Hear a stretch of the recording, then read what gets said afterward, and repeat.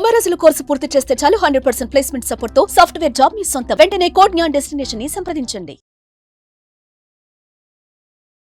ప్రస్తుతం మనం ఉన్నాం చిలుకూరు బాలాజీ టెంపుల్ దగ్గర. మనతో పాటు ఉన్నారు తెలంగాణ రాష్ట్ర ధూప దీప నైవేద్య అర్చక సంఘం.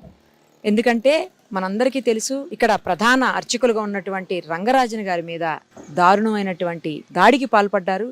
అలాగే అది కంటిన్యూ చేస్తూ ఆయన మీద రకరకాలైనటువంటి వ్యాఖ్యలు కూడా చేస్తున్నారు. దీన్ని ఖండిస్తూ అనేక మంది ఆయనకు బాసటగా నిలుస్తున్నారు. ప్రస్తుతం మనతో పాటు ఉన్న వాళ్ళందరితో కూడా ఒకసారి మాట్లాడదాం, వాళ్ళు ఏం చెప్తారో చూద్దాం.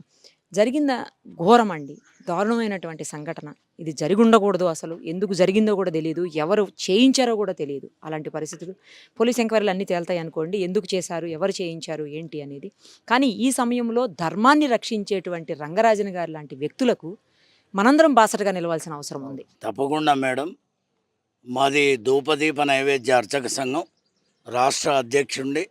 నా పేరు దౌలతాబాద్ వాసుదేవ శర్మ. మా రంగరాజన్ గారు దేవాలయాల పట్ల కానీ దేవాలయాల అర్చకుల పట్ల కానీ వారి తండ్రి గారి దగ్గర నుంచి వారు అనేక కార్యక్రమాలు, అంటే దేవాలయాల పట్ల అర్చకుల పట్ల ఎన్ని ఇబ్బందులు ఉన్నా కూడా వారు భుజం మీద వేసుకొని ఈనాడు ధూపదీప నైవేద్య పథకం వచ్చింది అంటే ఆ రోజు సౌందరరాజన్ గారు సుప్రీంకోర్టుకు పోయి ఈ అర్చకుల పరిస్థితి ఏంది, దేవాలయంలో పనిచేస్తే కనీసం తిండి గడవని పరిస్థితి ఉంది అని చెప్పి సుప్రీంకోర్టు దాకా వెళ్ళినటువంటి ఘనత ఈ కుటుంబానికి ఉన్నది.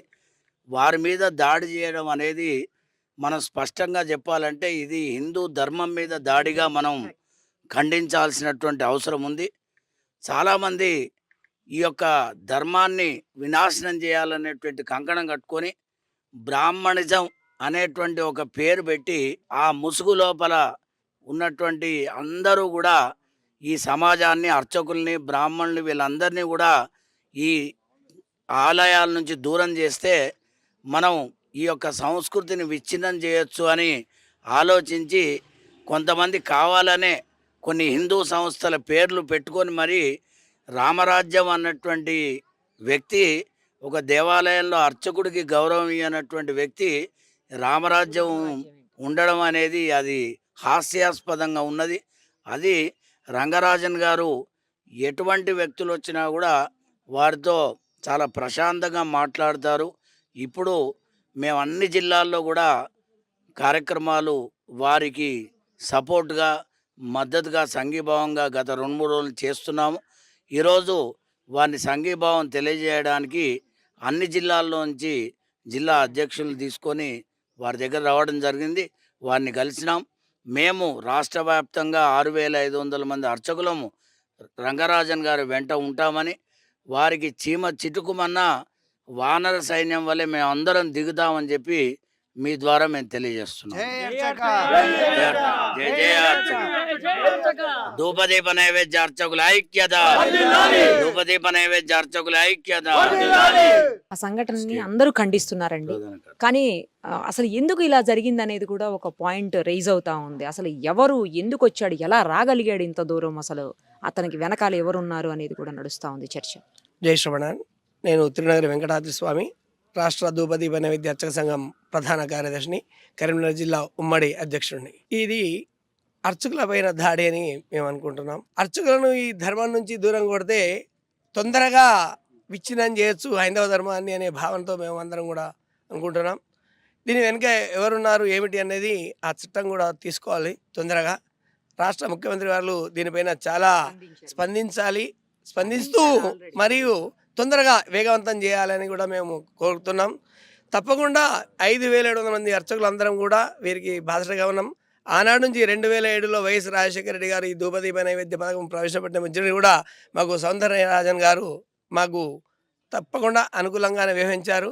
మా ధూపదీప నైవేద్యం రావడానికి కూడా వారు శక్తి చేశారు. కాబట్టి మేమందరం వారికి బాధ్యతగా ఉంటామని మేము సంఘం ద్వారా తెలియజేస్తున్నాం. శ్రీ గురుభ్యో నమః.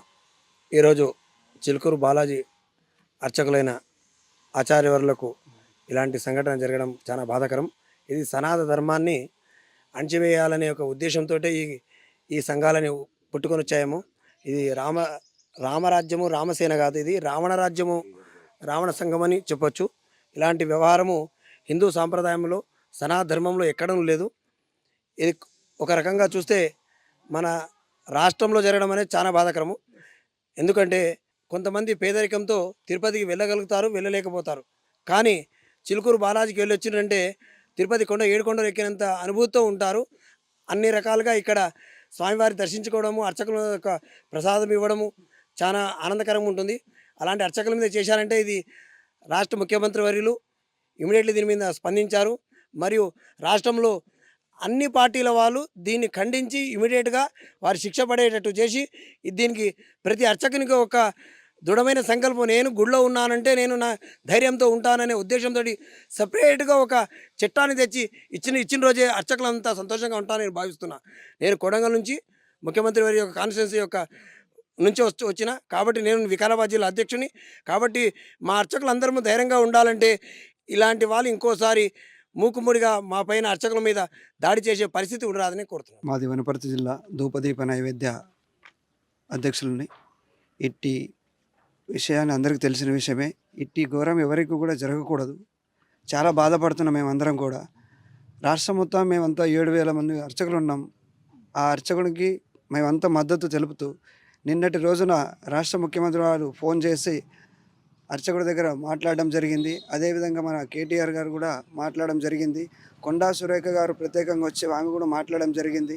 అందరు రాజకీయ నాయకులందరూ వచ్చి మాట్లాడడం జరిగింది. కాబట్టి ఇదే విధంగా మాకు అందరూ కూడా సపోర్ట్ ఉంటే దేనికైనా మేము సిద్ధంగా ఉంటాము, దేనైనా సమస్యను ఎదుర్కొంటామని మరొకసారి రాష్ట్రంలో ఉన్న అన్ని రాజకీయ పార్టీలకు మేము ఒక ప్రత్యేక ధన్యవాదాలు తెలుపుకుంటున్నాం. సుమన్ టీవీలో మీ పర్సనల్ అండ్ బిజినెస్ ప్రమోషన్స్ కోసం కింది నెంబర్కి కాంటాక్ట్ చేయండి.